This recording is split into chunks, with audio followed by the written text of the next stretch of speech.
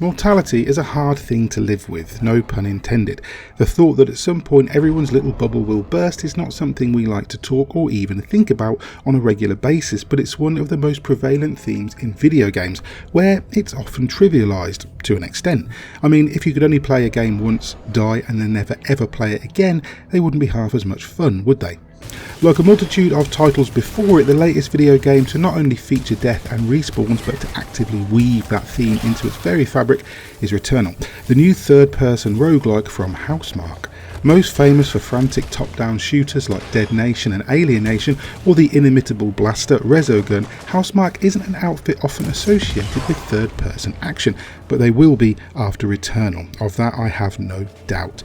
Having spent a few hours in its stunning, terrifying world, I can confidently say that as long as it continues the way it started, Returnal has insane potential.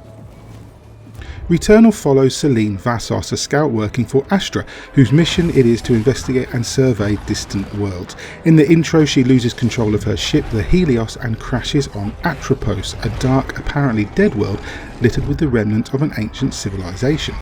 I was blown away immediately by how polished the opening few hours are. The swampy, forbidding forests of Atropos seethe with atmosphere. Alien fauna sways and writhes, lighting the primordial gloom with bright smudges of bioluminescence. At first, Celine believes she's alone until she stumbles upon a body. Her own body, mauled and lifeless and discarded in the mud.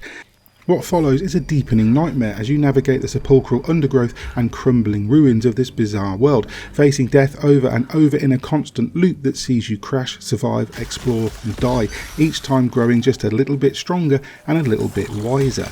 This is Metroid by way of Dark Souls, or perhaps the other way around, with Housemarque's trademark panache for shooting and dodging stitched into every fibre. As with many modern roguelikes, each death is an opportunity to learn and adapt. Though it's too early to comment on what Celine's suite of abilities may eventually become, it isn't long before you begin to unlock permanent upgrades to her suit that stay with you beyond each cycle. Weapon upgrades remain too, but weapons themselves don't, and each time you rise again you'll do so clutching your tiny sidearm and nothing else. The cycle itself is designed to throw you. I can't tell if it's procedurally generated or set on some kind of loop, but every new life presented me with a different version of Atropos. Some were wildly different, others identical save for an extra enemy here and there, but I saw collectibles and consumables, highlighted by spears of colour-coded light, up on high ledges that I couldn't hope to reach, hinting at suit upgrades yet to be unlocked. As you fight, Celine will experience adrenaline surges, each one for a total of 5, increasing an intrinsic trait that makes her stronger or more capable for that particular cycle.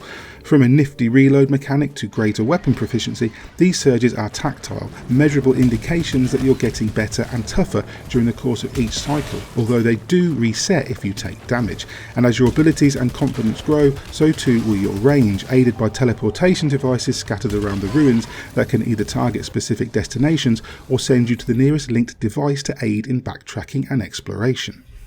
So far I haven't seen quite enough of Returnal's exploratory mechanics to know for sure if the systems in place have legs to carry it, but the combat is another matter. Celine's suit allows her to jump, dodge and sustain a few good hits, while the weaponry I've seen, sidearm, alien assault rifle and a bizarre scattergun, are incredibly satisfying to use, with an alternate fire mode that does devastating damage and repeatedly makes me jump with its recharge sound effect. I will say that I'm finding the haptic feedback on the DualSense 5 just a little distracting. Yes, it adds another dimension to the experience. You'll feel the patter of rain, the shock of sustained damage, the buzz and shrill and whiz of technology in operation, and the palm punch of gunfire, but the behaviour of the left trigger suggests that Housemarque don't want you aiming down the sights of your weapon, as fully depressing the left trigger charges your alternate fire mode. While the almost constant vibration through my hands made me put the controller down for a moment during the cutscenes between deaths. At this early point, the greatest praise I'll bestow upon Returnal is that I am utterly enamoured. I've only come across a few mini-bosses so far. One was a huge tentacle beast that reminded me of the mimics in Edge of Tomorrow, perhaps intentionally.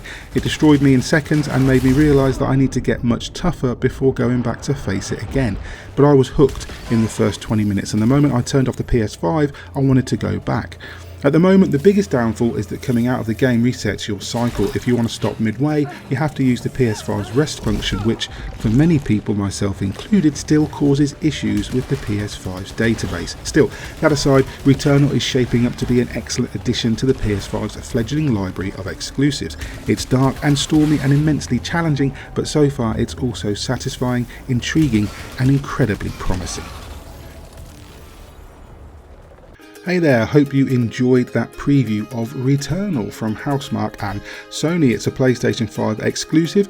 Are you planning on picking it up? Is it something that's got your attention? Are you interested? Are you not? Let us know in the comments. And if you like the video, please hit like and subscribe. Maybe ring that bell too so that you're kept up to date with all the reviews and previews and things that we post. We're going to be covering Returnal a lot. We've got a review coming, so if you don't want to miss that, then do tag that subscribe button. In the meantime, I've been Mick Fraser for God is a Geek, and you guys have been lovely. Bye.